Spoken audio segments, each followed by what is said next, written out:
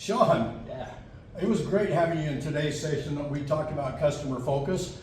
And my name is Dale Richards. I'm an experienced Vistage speaker with over 500 times, and you have been through the whole 2 years of the Emerging Leaders program here in Pittsburgh with Andrew as your chair. Tell us a little bit about your experience over the last 2 years. So I've been working in an industry as an engineer, and I have gotten to experience over 2 years an opportunity to speak with people that I would normally wouldn't get to speak with. Wow. CEOs, Fortune 500 presidents, and someone like yourself. You know? That's cool. And what's your company name and what you do? My company's name is Deep Well Services. Okay. And I'm the principal engineer there, and we do hydraulic completions in the oil and gas industry.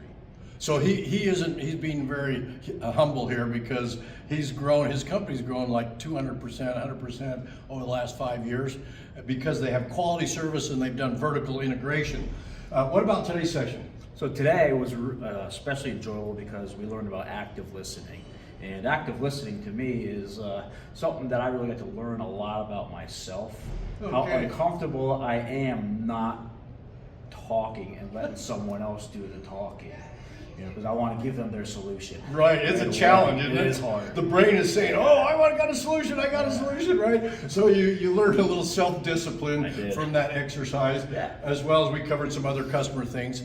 But I want to also tell our audience that Vistage membership is the most important decision you can make in your life as an executive, both personally, because you've learned personal stuff, right, as well as business. So look up your Vistage group in your area and join. It'll be the best decision you've made, because I was a chair for 8 years. My members had 5 to 10x in value over the period of time that they were in Vistage. So look up your Vistage group. And Sean, you were great today, man. Hey, Thanks for a great day. Thanks, Andrew.